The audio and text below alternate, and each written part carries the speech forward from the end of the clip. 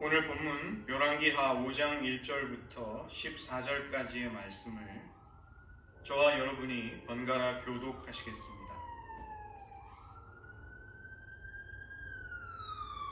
아람 왕의 군대장관 나아만은 그의 주인 앞에서 크고 존귀한 자니 이는 여호와께서 전에 그에게 아람을 구원하게 하셨습니다. 그가 큰 용사이나 나병 환자더라.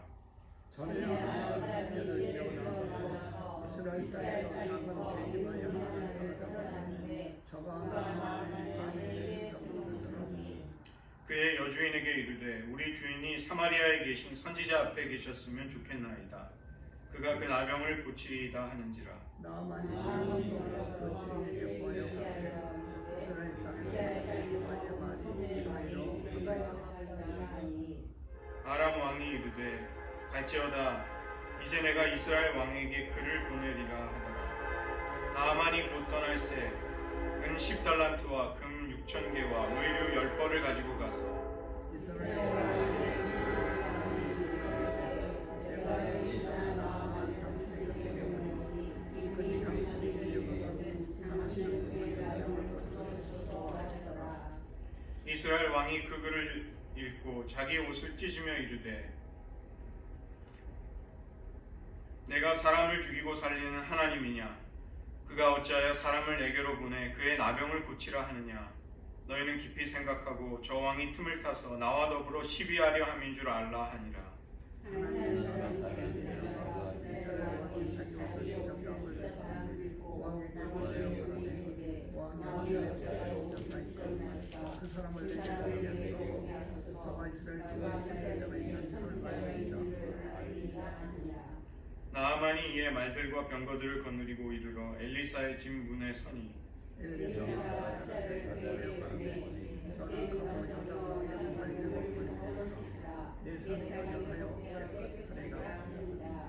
나아만이 노하여 물러가며 이르되 내 생각에는 그가 내게로 와서 서서 그의 하나님 여호와의 이름을 부르고 그의 손을 그 부위 위에 흔들어 나병을 고칠까 하였도다.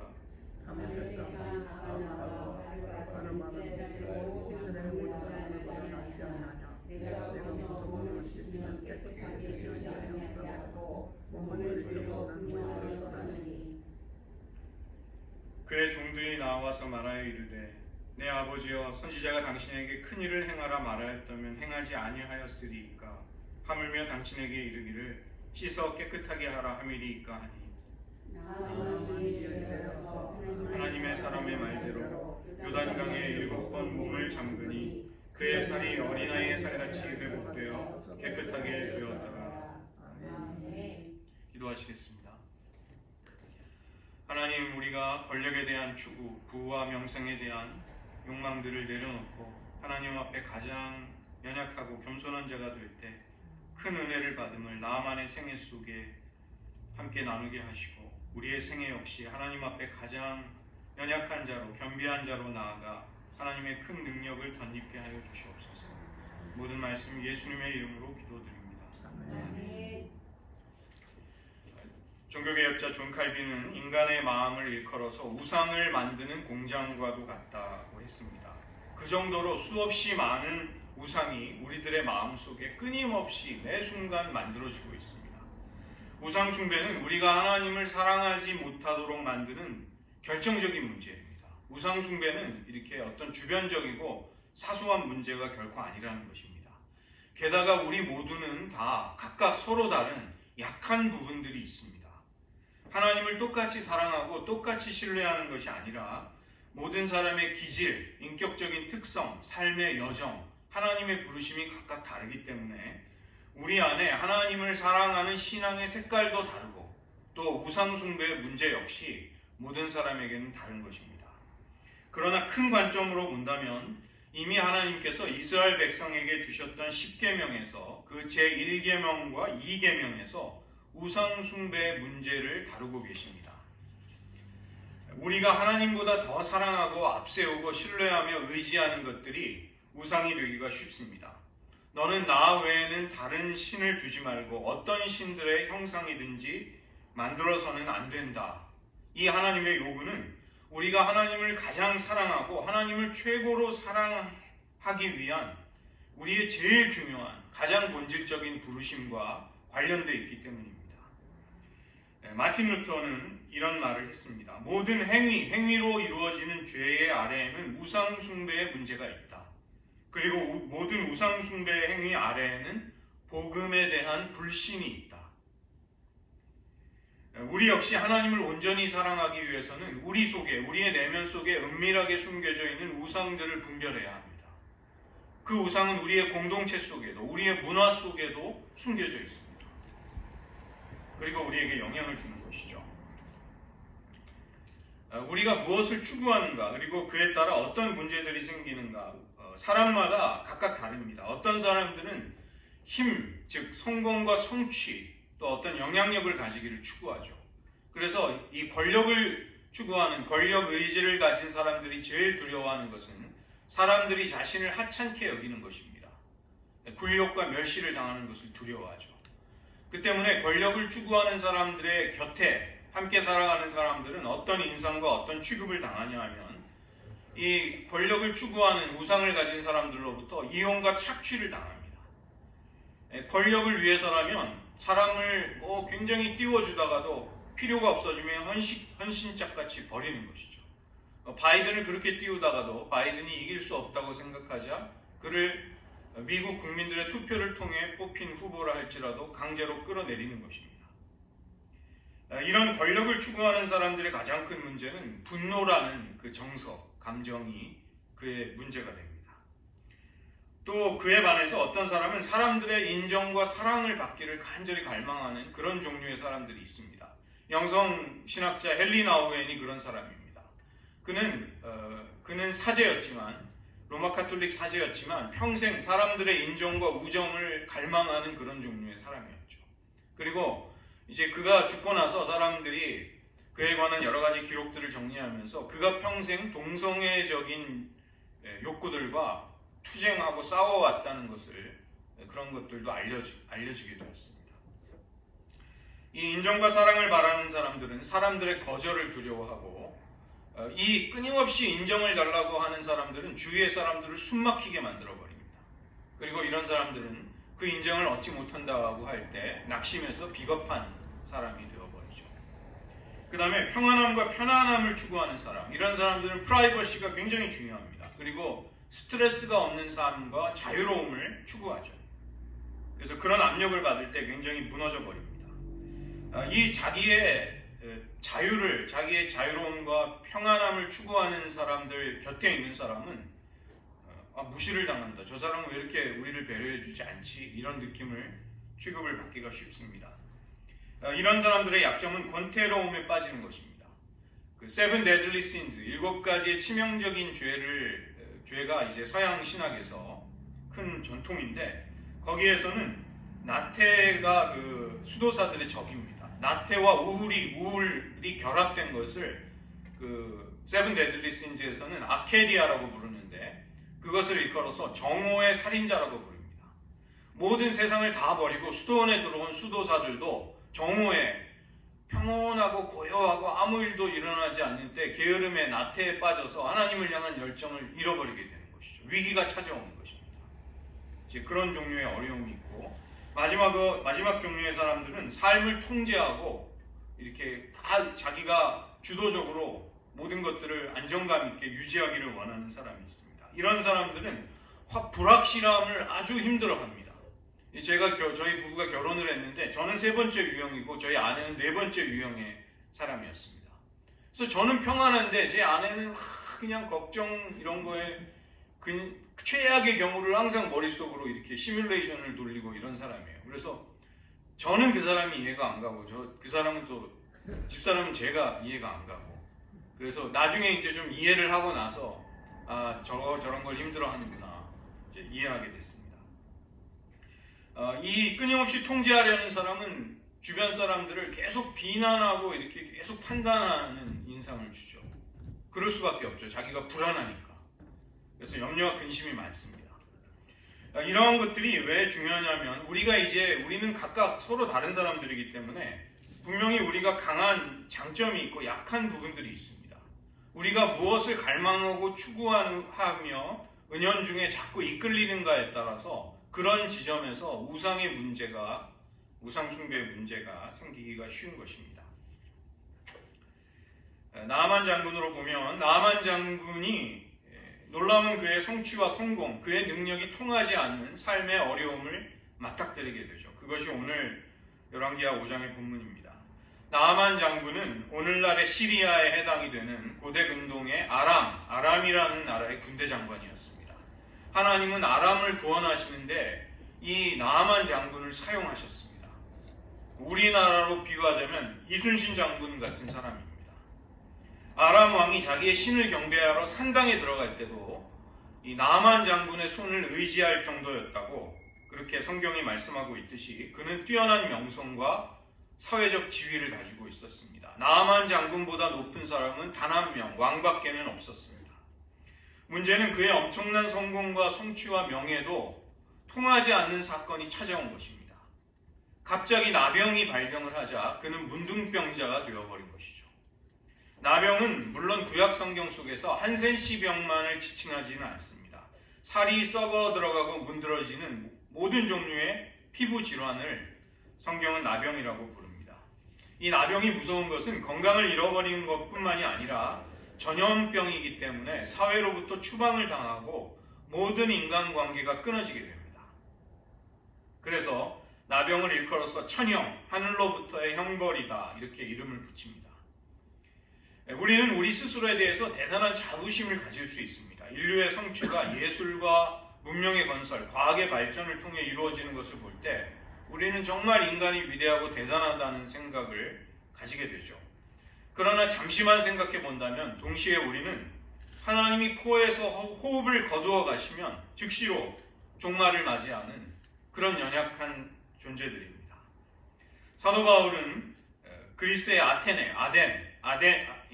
있는 아레오바고 광장에 가서 살펴보니까 심지어는 알지 못하는 신에게까지 제단을 꾸리고 경배하고 있는 모습을 보았습니다. 그런 사람들을, 아테네 사람들을 보면서 너희가 범사에 종교심이 많구나 이렇게 이야기합니다. 그러면서 너희가 알지 못하면서 위하고 경배하는 그분을 참되고 살아계신 하나님을 너희에게 알려주겠다고 복음을 선포하죠. 사도행전 17장 28절과 29절의 말씀입니다. 우리가 그를 힘입어 살며 기동하며 존재하느니라. 너희 시인 중 어떤 사람의 말과 같이 우리가 그의 소생이라 하니 이와 같이 하나님의 소생이 되었은즉 하나님을 금이나 은이나 돌에다 사람의 기술과 고안으로 새긴 것들과 같이 여길 것이 아니니라. 권력과 힘과 성취를 추구하고 거기에서 거짓된 안정감, 삶의 의미와 활력을 찾는 사람들은 우리 인간이 하나님을 힘입어 살며 기동하며 존재한다. 하나님을 통해서 우리는 살아갈 수 있고 존재할 수 있고 움직일 수 있다는 이런 사실을 꿈에도 의식하지 못합니다. 그러나 자신의 힘과 성취로도 어찌할 수 없는 한계 상황에 맞닥뜨리게 되면 그리고 자기가 일생 동안 의지하던 모든 것들이 아무것도 자신을 구원하는 데 도움이 될 수 없다는 것을 깨닫는 순간이 오죠. 그것이 바로 오늘 본문 속에 나아만 장군이 맞이하고 있는 상황이었습니다. 나아만 장군에게는 세 가지의 과정을 통해서 구원이 임하게 됩니다. 가장 먼저 나아만 장군은 종들의 말을 귀담아 들어야만 했습니다. 하나님은 전도에 미련한 것으로 사람들을 구원하기를 기뻐하신다고 사도 바울이 고린도전서에서 말씀합니다. 나아만 장군에게 결정적인 구원의 계기가 될 수 있었던 한 가지는 누구도 주목하지 않고 있었던 한 히브리 소녀가 건네준 한마디의 말이었습니다. 아람 사람이 떼를 지어서 이스라엘 땅으로 들어가 포로로 잡아온 사람들 중에 이 어린 소녀가 있었습니다. 이 히브리 소녀는 나아만 장군의 아내를 수종드는 여종이 되어서 그 집에 함께 살아가고 있었죠. 이 소녀는 주인 나아만 장군의 딱한 고통과 그 딱한 처지를 보고 고향 땅 사마리아에 있는 여호와의 선지자를 찾아가면 좋겠다는 제안을 한 것입니다. 이 히브리 소녀는 마음에 사랑과 긍휼이 넘치는 사람이었습니다. 그리고 그것은 하나님의 마음이기도 한 것이죠. 왜냐하면 자신을 포로로 잡아가서 강제로 끌고 가 이방 땅에서 노예로 살게 만들었던 아람 사람들에 대한 증오와 미움이 이 소녀의 마음에 사무쳤다면 아마도 이제 다 망하게 된, 죽게 된 나아만 장군을 보면서 이 히브리 소녀는 속으로 고소해하고 즐거워했을 것입니다. 그러나 그녀는 나아만 장군에게 엘리사 선지자를 찾아가라는 사랑이 담긴 조언을 해주는 것이죠. 나아만 장군에게는 그의 권력과 명예로운 성취, 놀라운 사회적인 지위가 아무 소용이 없었습니다. 아람의 왕과 백성들이 장군의 치유를 바라고 그를 열렬히 지지해 준다 할지라도 전혀 도움이 되지 못하는 그런 상황이었습니다. 나아만에게 오직 필요한 것은 치유하시는 하나님의 은혜와 능력이었고, 그런데 문제는 그가 그 구원의 원천이 되시는 하나님과 자기 자신을 자기 편에서 연결할 수 있는 방법이 전혀 없었다는 것입니다. 오직 그에게 여호와 하나님과 엘리사 선지자에 관해 말해주었던 히브리 소녀의 단 한마디의 말, 그 절실했던 말이 결정적인 구원의 통로가 된 것입니다. 자신을 고향 땅에서 끌고 와 머나먼 이방 땅에 노예로 살아가도록 만든 바로 그런 일을 한 아람 군대의 장관 나아만을 향해서 이 히브리 소녀는 미움과 증오의 노예가 되어 있지 않았습니다. 도리어 그녀는 하나님의 사랑과 긍휼의 마음을 품고서 결정적인 말을 건네주었던 것이죠. 우리가 복음을 전할 때의 마음이 바로 이것입니다. 선교사들이 선교지로 찾아갈 때의 마음이 바로 이 히브리 소녀가 품고 있는 마음인 것이죠. 하나님은 이런 전도의 미련함으로 사람들을, 영혼을 구원하십니다. 우리가 돈을 주고 지식을 공급해주고 인간적인 돌봄을 통해 누군가를 어느 정도 수준까지는 케어해 줄 수 있습니다. 그러나 결정적인 도움, 불가능을 가능으로 만들어주는 그런 구원은 오직 한 인간이 하나님을 진정으로 만나고 하나님과 연결이 될 때에만 가능해집니다. 하나님은 나아만을 사랑하셔서 그의 곁에, 바로 그의 집에 이 히브리 소녀가 살게 하셨고, 히브리 소녀의 사랑에서부터 나온 결정적인 한 말을 들을 수 있게 하신 것입니다. 두 번째로 나아만이 구원받기 위해서는 자신의 연약함과 결핍을 인정할 수 있어야만 합니다. 나아만은 처음에는 은 10달란트와 금 6,000개, 의복 10벌이라는 막대한 선물을 가지고 또 왕의 추천서를 손에 들고 찾아갔습니다. 그는 선지자를 찾아가는 대신에 이스라엘 왕을 통해서 모든 조치가 빨리빨리 이루어질 것을 기대했습니다.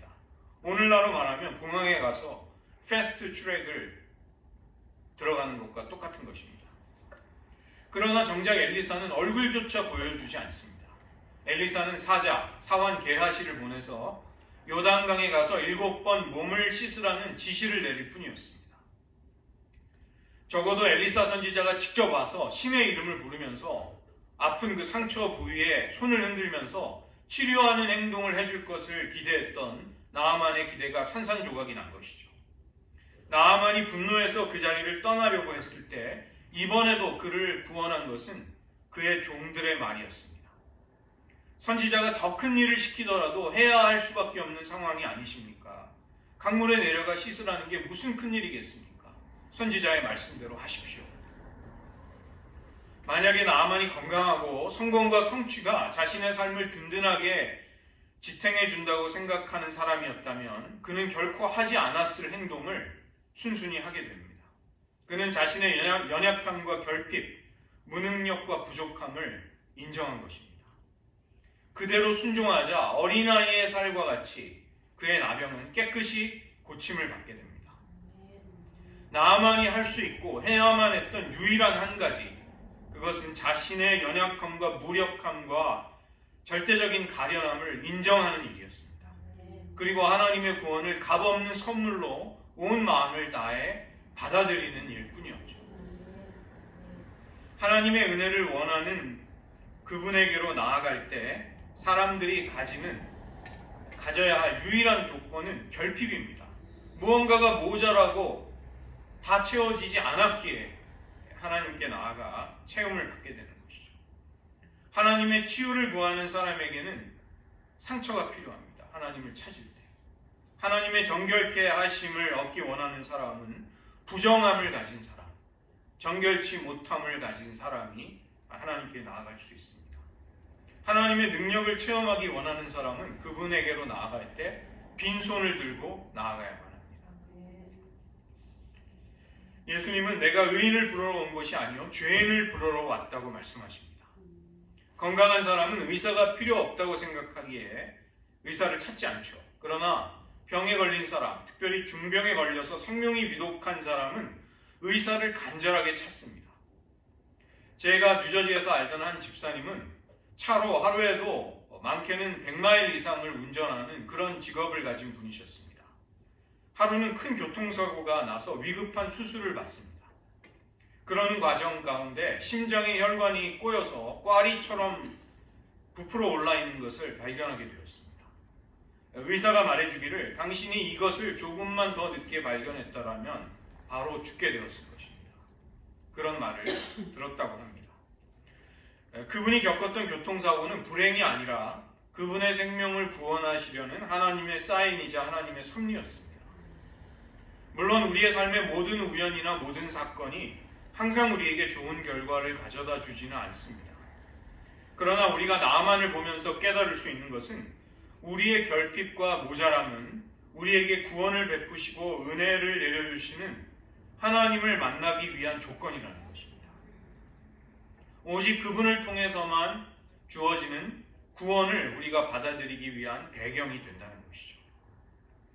나아만은 나병을 통해 하나님을 만나게 됩니다. 그러니까 그는 이 사건 이후에 자신의 평생에 아마도 그 나병을 복되다고 고백했을 것입니다. 내가 정말 그때 나병 걸리기를 잘했다. 나아만이 치유를 위해 한 일, 할 수 있는 일은 아무것도 없었습니다. 오직 그의 가련함을 그대로 가지고 겸손히 하나님 앞에 나아가 무릎을 꿇는 일뿐이었습니다. 자신의 말할 수 없는 비참함 위에 하나님의 자비와 긍휼의 빛이 임하기를 조용히 간구하며 기다리는 일뿐이었습니다. 우리가 우리의 구원을 위해 하나님 앞에 취해야 할 태도, 해야 할 행동도 정확하게 이와 일치합니다. 세 번째로 나아만이 구원을 받기 위해서는 인간이 욕망대로 이용하거나 타협할 수 있는 신이 아니라 오직 은혜를 베푸시는 절대적인 하나님을 만나야 하는 것이죠. 나아만은 생각하기를 자기 고향 땅 아람에 있는 아바나 강과 바르발 강은 요단 강보다 훨씬 깨끗하고 아름다운 강들이었습니다.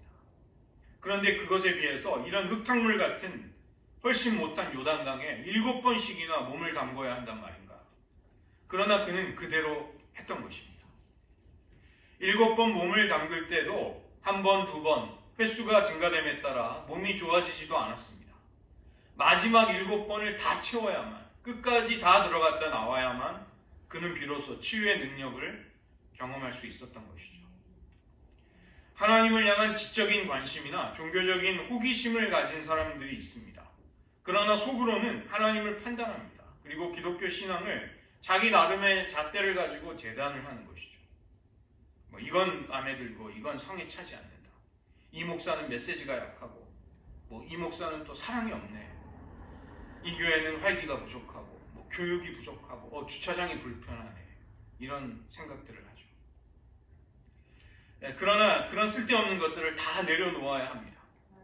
하나님은 우리가 이용해 먹거나 우리가 타협이나 협상을 통해 최대의 이익을 뽑아 먹을 수 있는 그런 분이 아니십니다. 오직 그분은 우리가 경배하며 사랑하며 그 존귀한 이름 앞에 엎드려 송축을 드려야 할 절대적인 하나님이십니다. 나아만은 감사하게도 은혜롭게도 그 하나님을 향해 합당하게 응답을 합니다. 모든 교만과 인간적인 계산, 자부심을 다 내려놓고 정말 그 똥물 같은 요단강에 7번을 뽑아 횟수를 다 채우면서 내려가 몸을 씻습니다. 오직 구원은 예수 그리스도를 통해 허락이 됩니다. 하나님의 이 절대적인 구원의 방식을 인정하고 따르고 받아들이는 자에게 하나님의 구원의 문이 활짝 열리는 것입니다. 저는 오늘 하나님의 손에 붙들린 한 연약한 인간이 얼마나 위대해질 수 있는가, 수많은 사례들이 있지만 에이미 카마이클이라는 선교사님을 여자 선교사님을 소개해드리고 싶습니다. 에이미 카마이클 선교사님은 1867년에 북아일랜드에서 태어났습니다. 아일랜드 사람의 진취적인 정신, 어머니의 믿음, 그리고 북아일랜드 장로교회의 영적인 분위기 속에서 그녀는 성장했는데 성격이 쾌활하고 야무지고 억척스럽고 사람들을 섬기고 봉사하기를 즐거워하는 활기가 넘치는 소녀였다고 합니다. 이 에이미 카마이클 선교사님은 17살 때부터 YMCA에서 야학을 맡아서 이제 불우한 처지에 공부를 못하고 있는 여공들을 가르쳤는데 나중에는 그 수가 500명이 넘을 정도로 커졌고 양철로 예배당까지 지었다고 합니다. 1890년에 이 에이미 선교사님은 교사직을 사임하고 1892년 케직 사경회의 파송을 받아서 일본으로 갑니다. 그러나 일본에서 뇌염에 걸려 쓰러지고 영국으로 다시 돌아와서 1년 후에 이번에는 인도 방갈로에 도착을 합니다. 그곳에서 그녀는 영국의 성공회가 추진하고 있던 의료 선교를 함께 열심히 하다가 나중에는 천막을 치고 전도를 하기 시작했습니다. 1901년 3월 7일 날 그녀의 생애 속에 결정적인 일이 일어납니다. 그날도 열심히 전도를 하고 있었는데 어릴 적에 어머니로부터 힌두교 사원에 바쳐져서 그곳에서 죽기 직전에 도망을 쳐나온 소녀 프리나라는 한 소녀가 도망쳐 나와서 이 에이미 선교사의 가슴에 안기는 사건이 벌어집니다. 그 때문에 이 에이미라는 소녀 때문에 이 프리나라는 이 소녀 때문에 에이미 선교사님은 사람들로부터 아이를 도둑질해가는 어린이 도둑이다 이런 별명을 얻게 되고 템플 칠드런 힌두교 사원에 바쳐지지만 그 때문에 수많은 힌두교 남자들의 성적인 놀이개가 되어야 했던 수많은 소녀들의 암마가 됩니다. 이 암마라는 말은 타밀어로 엄마라는 뜻입니다. 우리말과 굉장히 비슷하죠. 엄마, 암마. 이 에이미는 진정한 암마 노릇을 하기 위해서 아이들과 함께 먹고 자고 공부하고 일할 수 있는 생활 공동체를 시작합니다. 그 생활 공동체가 버려진 아이들의 도피성이 되는데 바로 도나브루 공동체라는 곳입니다. 도나브루 펠로우십. 거기에 그곳을 향해서 부모들이 버린 아이들, 사원에서 도망쳐 나온 아이, 사원으로 팔려가다가 탈출한 아이들, 또 병들어서 길가에 버려진 아이들, 미혼모들의 아이들이 모여들기 시작합니다. 1951년 1월 18일 에이미 선교사님이 하나님의 부르심을 받을 당시에 이 도나브루 공동체의 식구들은 병원의 동역자들을 포함해서 1000명이 넘었다고 합니다.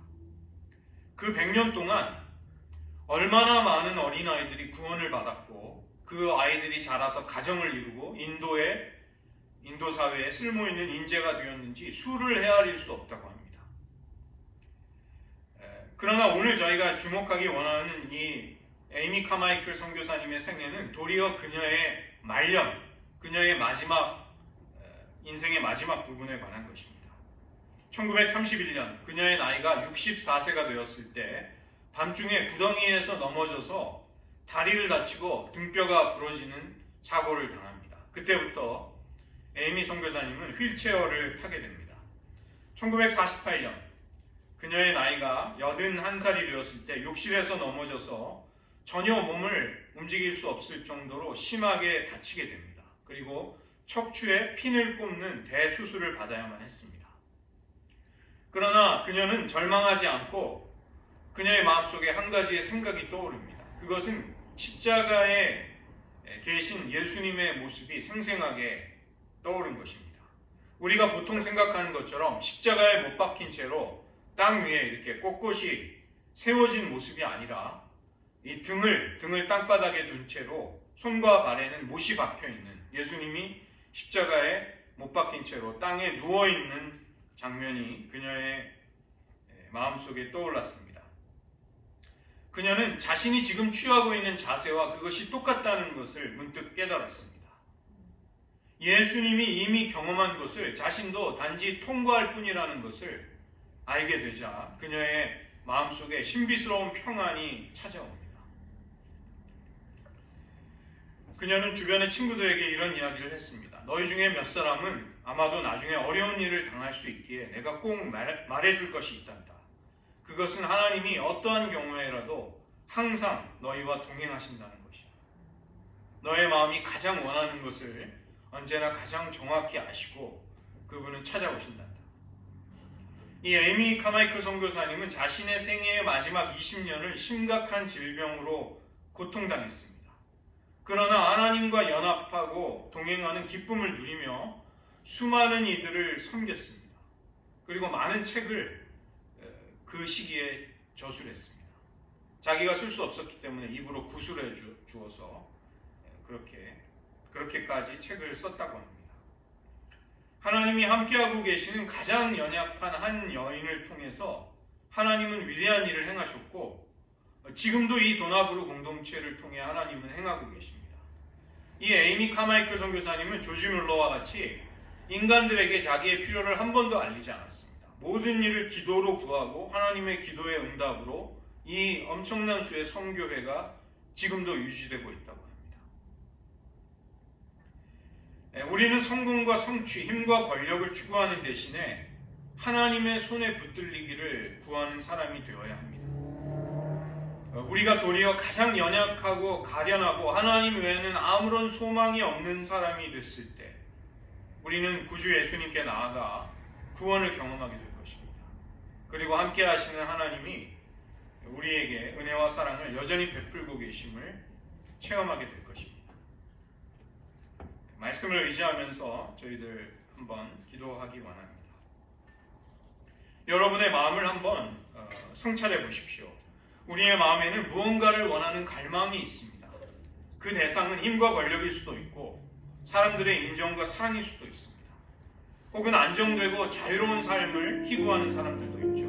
혹은 모든 것을 통제하고 절제하면서 확실한 안정감을 유지하는 것을 중요하게 여기는 분들도 있을 것입니다. 그것이 무엇이든 간에 하나님 대신에 은연중에 그런 것들로부터 기쁨과 안정감을, 평안을 얻으려고 한다면 우상이 되기가 쉽습니다. 인간의 마음은 무언가를 갈망하고 추구하기에 우상 자체를 완전히 몰아내는 것이 불가능합니다. 도리어 우리는 우리가 추구하는, 우리가 자꾸만 이끌리는 우상이 무엇인지를 발견해야 하겠습니다. 그리고 우상이 있는 그 자리에 사랑의 주님이 거기에 우리를 다스리시기를 구해야 하겠습니다. 그러기 위해 하나님께서 우리의 마음에 빛과 말씀의 조명을 통해 무엇이 우리를 자꾸만 이끄는가, 무엇이 우리를 인타이스, 자꾸만 사로잡으려고 하는가를 보여주시기를 구해야 하겠습니다.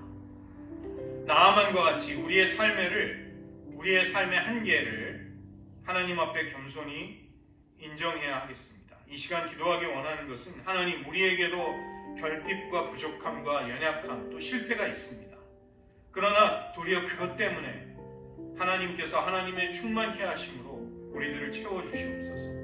우리가 자꾸만 의지하고 은연중에 신뢰하고 기대하며 기쁨을 얻으려는 은밀한 우상을 밝혀주시고 그 대신에 하나님이 우리의 기쁨과 의지와 평강이 되어주시는 삶으로 나아갈 수 있도록 도와주시옵소서. 여러분의 입술과 신앙 고백으로 잠시 기도하는 시간 가지겠습니다. 하나님 아버지, 우리는 무엇을 의지하고 무엇을 추구하는 사람들입니까? 우리들 각각 다 다르지만 우리는 다양한 것들, 하나님 대신에 기쁨과 삶의 안정감과 의미를, 보람을 찾으려는 것들이 우리들의 삶의 유혹거리가 되고 은연중에 하나님보다 사랑할 수 있는 우상이 됨을 깨닫습니다. 하나님, 우리를 불쌍히 여겨주셔서 우리의 마음문을 밝혀주시옵소서. 우리의 은밀한 죄악의 뿌리들, 숨겨져 있는 우상들의 정체를 밝혀주시옵소서. 우리가 무엇에 끌리고 유혹을 받으며 약하고 넘어지는지를 발견하게 도와주시고 우리의 심령이 하나님의 은혜와 사랑에 붙들려 있도록 도와주시옵소서. 하나님, 나아만이 가장 연약해졌을 때 하나님을 만날 수 있었습니다. 우리도 약해지고 결핍과 실패가 우리의 상처로 남지 않게 하시고 도리어 그것 때문에 하나님을 더 깊이 만날 수 있는 일들이 일어나게 도와주시옵소서. 한 가지 더 기도하겠습니다. 이 시간 인생을 인생의 삶의 단계 속에 나아만과 같이 뜻하지 않은 위기를 맞이하신 분들도 계실 것입니다. 그렇다면 그 연약함을 가지고 하나님께 나아가기를 구해야 하겠습니다. 아울러 그런 어려움에 처한 이들이 우리의 주변에 있을 수 있습니다. 우리는 바로 나아만 장군의 집안에 살았던 한 히브리 소녀와도 같이 그들에게 하나님께 나아갈 것을 권면하는 사람이 되어야 한다는 것이죠. 우리의 기도와 섬김이 누군가를 하나님의 은혜와 사랑과 능력에 연결시켜 줄 수 있기를, 그런 일들이 일어나기를 이 시간 구해야 하겠습니다. 이 교회가 그런 역할을 감당케 하여 주시옵소서. 반드시 하나님만이 필요한 사람들을 도울 수 있는 교회가 되게 하여 주시옵소서. 한 번 더 기도하시겠습니다. 하나님 아버지, 나아만 장군의 집안에 한 히브리 소녀가 결정적으로 나아만의 말할 수 없는 인생의 위기를 도우며 이스라엘에 있는 사마리아에 있는 엘리사 선지자를 찾아가 도와줄 수 있었습니다. 단 한마디의 말, 하나님은 전도의 그 미련한 모습, 사람들을 구원하기를 기뻐하시는 하나님이십니다. 하나님, 우리가 사랑으로 건네는 한마디의 전도가, 한 사랑의 배려가 누군가를 구원할 수 있게 해주시옵소서. 하나님, 이 교회가 연약할지라도 오직 하나님만을 통해 구원을 받아야 할 사람들, 하나님이 간절히 필요한 사람들 도울 수 있는 교회가 되기를 바랍니다. 하나님, 우리가 사랑과 따뜻한 마음, 분노와 증오의 노예가 되지 않은 채로 세상을 혐오하지 않고 세상을 사랑하며 품고 포용할 때 하나님의 일을 행할 수 있도록 도와주시옵소서. 우리들의 연약함을 핑계대는 대신에 그 작은 소녀, 히브리 소녀를 사용할 수 있는 하나님, 에이미 카마이클 선교사님의 끔찍한 노년조차 하나님의 손에 사용하셨던 그 하나님, 우리들을 사용하여 주시옵소서.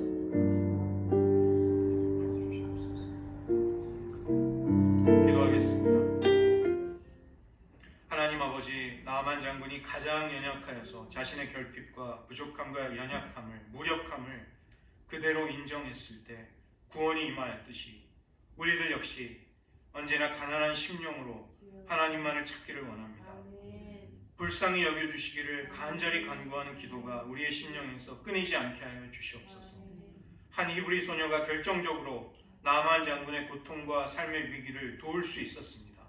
하나님, 우리가 핑계대는 대신에 사랑과 배려를 가지고 건네는 전도의 단 한마디가, 사랑의 작은 친절한 행동들이 누군가를 구원하고 누군가를 보듬어 안고 하나님의 품으로 데려갈 수 있는 그런 일들이 일어나기를 원합니다.